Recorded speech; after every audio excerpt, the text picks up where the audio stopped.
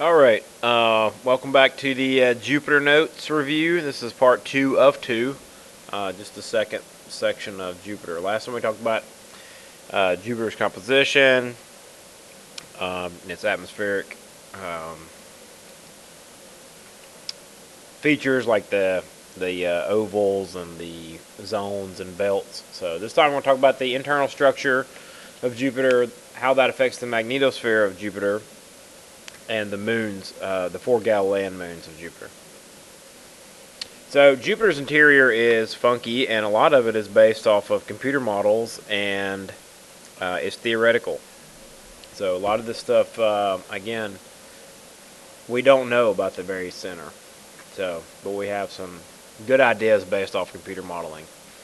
I'll come back to this slide to reference it.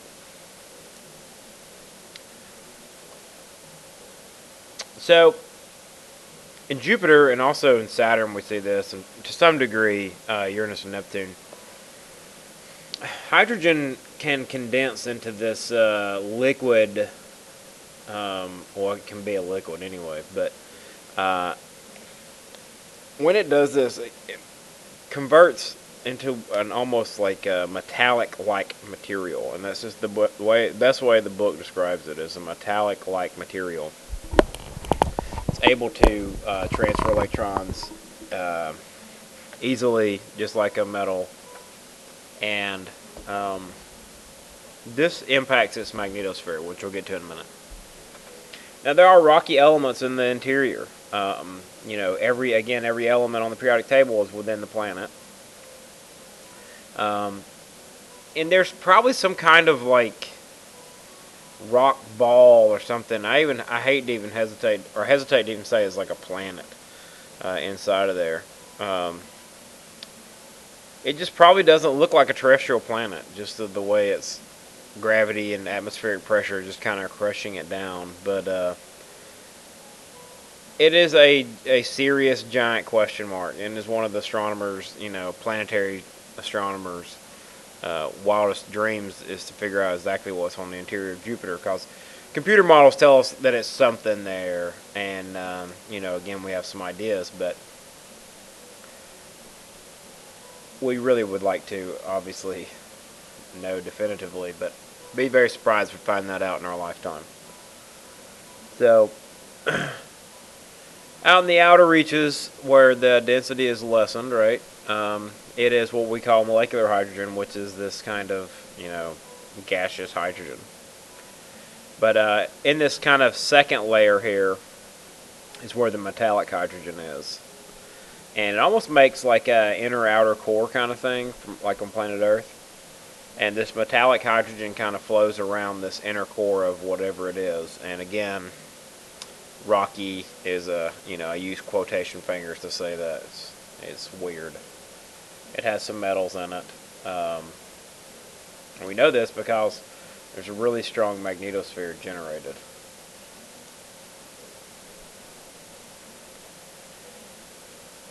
Does it have a solid surface? Probably. That's our best guess right now, probably. I know that's probably frustrating, but hard to say definitively. What it certainly does have is a very strong magnetosphere. In fact, the strongest magnetosphere in the solar system, including the sun, because the sun has some funky stuff going on with it magnetospherically. I don't know if that's a word. We'll say it's a word. Magnetospherically. You should start saying it in regular conversation. So, much like the Van Allen belts of Earth, when the sun's over here, compresses the belts of the magnetosphere on the forward-facing side, the sun, and then it kind of trails off in the back here. Now, something of peculiar interest is this little green band called the plasma torus. Now, we'll talk about what that is when we get to the moons. So we like to call it an extreme magnetosphere. It's much larger than ours. Even comparing, if we compared like planet to planet, it would be much larger than ours. What I'm saying is, like, if you put them, each planet would be roughly the same size. It's just a really um, large magnetosphere. In fact, it extends into Saturn's orbit. Now, we knew this because we figured this out because the path of the Pioneer 10, as it was going around this way, out to the outer reaches of the solar system, um, we noticed that we didn't see any solar wind particles in this region here. We were confused by that because we knew that Saturn's magnetosphere, which it does have a magnetosphere as well, should be pointing this way. But why would it be, extending this way? That doesn't make sense. So people started looking, and what it was is Jupiter was in line here, and it extends well into Saturn's orbit. So very interesting. And it's just, again, it's back to this kind of metal-like outer core, kind of rotating rapidly fast around the inner core, whatever that is. And it's really fast rotation. Think about it. You're talking 9 hours, 50 minutes. So that's a really rapid rotation. So it's, I said, a million times more voluminous than ours. I don't know if that's a word. That's the reason I wrote question mark. So it goes about 4 AUs, right? That's a long ways. Remember, AU is about, it's 98 million miles, so it's roughly 100 million miles. So occasionally, when we have large solar events, it'll produce auroras that are bigger than our entire planet. So this is some images that show the auroras on the pole regions of Jupiter. So it's much like ours. Our planet, these charged particles fly down the Van Allen belts. Alright, I said currently 64 moons. That's several years ago. I think there's more moons than that now. I don't know, 68 or so. It's really irrelevant. There's really like 4, what I call the biggies, right? Io, Europa, Callisto, and Ganymede. And there's like 60 other just like kind of random small. And some of them are spherical. Most of them are not. Most of them are potato-shaped looking asteroids, kind of like Phobos and Deimos. If you look at this kind of map of the moons around it, it's kind of interesting to see. Here's the Galilean moons are right around it in a very tight-knit circle, much like the inner solar system. And then out here is this kind of random smattering of moons, and it looks kind of like a crazy solar system. So just got some of the moons in front of the planet, right? It's Io right there in front of the Great Red Spot, and Europa's over here. So these are fascinating moons. These are the moons in order from the planet. So if Jupiter were on the left side here, Io would be the first or most interior, Europa, then Ganymede, then Callisto. Fascinating moons. Probably some of the most interesting moons in the entire solar system. They're discovered by Galileo with his early telescope.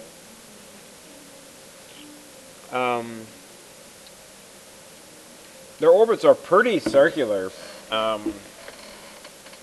much like a planet in our solar system. They lie along Jupiter's equatorial plane.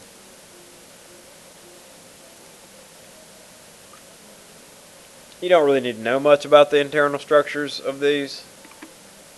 Io is denser than it seemingly should be. It has a rather large iron core, so we believe, because of that. And just kind of some rocky mantle material here. Europa is the most interesting compositionally. It has this kind of core here. It has some kind of rocky mantle stuff, kind of like ours. And then the blue layer is the possible water layer. And then on the very surface is icy crust. We'll talk more about that. So this blue layer is very much of interest to NASA. Ganymede is the largest moon in the solar system. It's larger than Mercury, actually. It's icy on the surface. Same kind of thing as Io, probably, but it is not believed to have a water layer. But it's rather large. Callisto's weird. People are totally unsure what's going on with Callisto. The density of it is way low. So that's the reason it looks like there's a core missing. If there's a core, which I assume there is, it's just really tiny.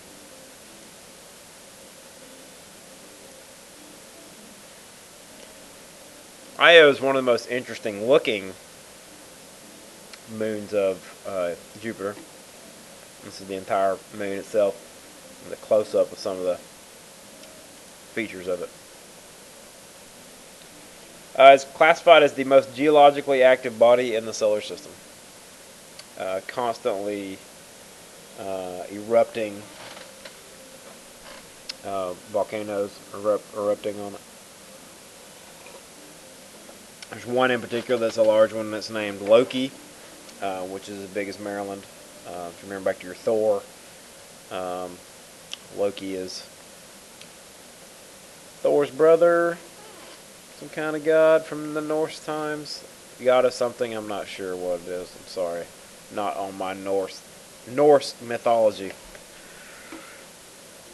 So what causes it to be so geologically active? It's such a small body, you would think it would just be cold and frozen all the time. It's basically a tug of war between Jupiter and Europa. This causes tidal friction in the core. So Jupiter obviously is much more massive, but Europa is close to it. So what happens is, remember the two rules of gravity, it's mass and proximity. So this is massive, this is close. So they're kind of always pulling back and forth, back and forth, back and forth, back and forth. And the material in the middle of the planet heats up. It causes heat and pressure to build up and spews out material all the time. So there's actual pictures of volcanoes. This one's actually erupting at the current time. This one is too, actually. Erupting at the current time of the photo. It's actually a great shot because you can kind of see it kind of exploding, you know, back against the background of the emptiness of space. This one you can kind of see is trailing like a thing of smoke here. So it's a very neat planet, dwarf planet, moon, whatever you want to call it.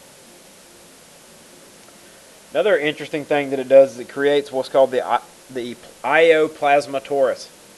If you remember the magnetosphere, I pointed that out, and I said we'll come back to it. The plasma torus is this ring of debris that Io shoots out, right, from volcanoes, because the gravity of Io is so weak that the volcanic material will literally escape into outer space, and it's formed this small ring of debris that gets charged by the magnetosphere. It's mostly sulfur dioxide, which again is a clear indication of a volcano on Earth. So we assume it's the same thing that's causing it, and plus we've seen the volcanoes on Io. It causes really high radiation levels because these particles get excited and are super high energy. We actually fried a trying to think, a motherboard of a probe flying through the plasma torus on accident and completely killed the probe. Alright, so here's Europa. It's got a vast network of intercrossing lines. Very, very beautiful moon. I think it's probably one of my favorites. I know I say that a lot, but it is really nice. It is the most exciting of the moons of Jupiter, in my opinion.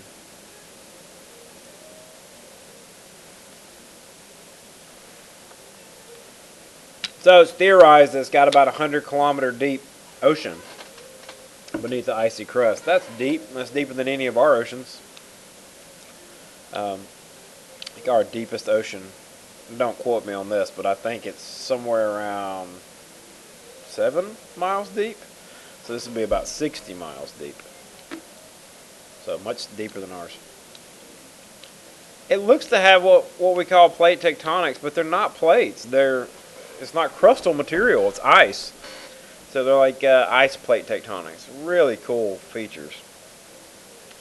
We have these, evidence of like these pieces that used to be together, and they're basically subducting underneath each other, much like subduction zones on our planet. It has ice volcanoes that are erupting all the time. I don't know if they're erupting all the time, but they are erupting. Enceladus, the moon of Saturn, they're erupting all the time. It's possible that it has life. I think I think there's a dang good chance that it has life. So here's some of those intercrossing lines. You can kind of see how this is a flow of some sort, probably from one of these ice volcanoes, where this piece right here used to be connected to this piece over here, and it just kind of shows these like complex ice structures. And here's like a valley or something like this. Obvious that this used to be connected to this, and something's caused this geologically shift or change. So I want to show you one more image.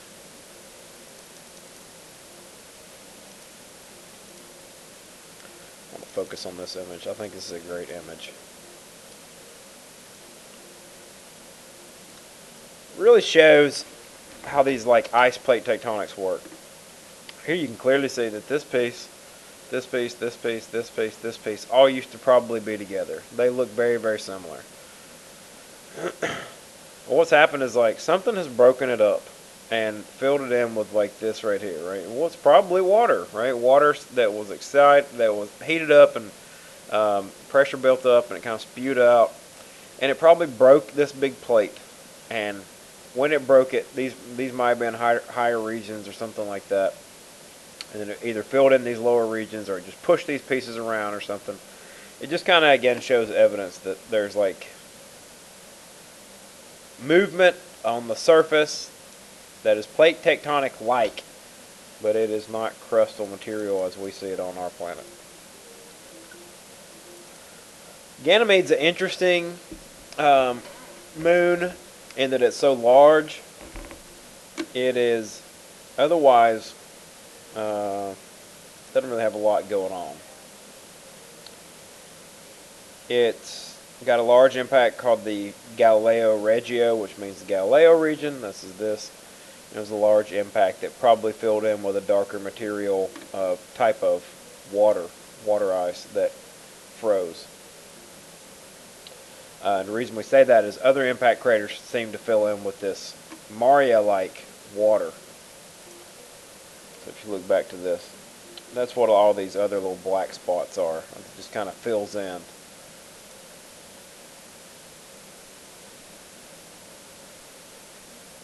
I will say that it is interesting that it has a magnetic field about 1% of Earth's.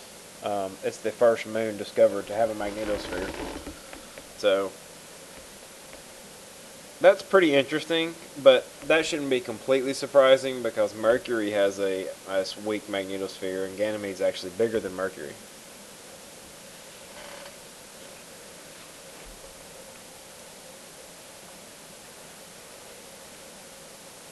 Just some other images of Ganymede's surface. Callisto is the most bizarre of them. Has a large impact crater called Valhalla, which is interesting in that it showed these ripples kind of coming out from it, the impact ripples.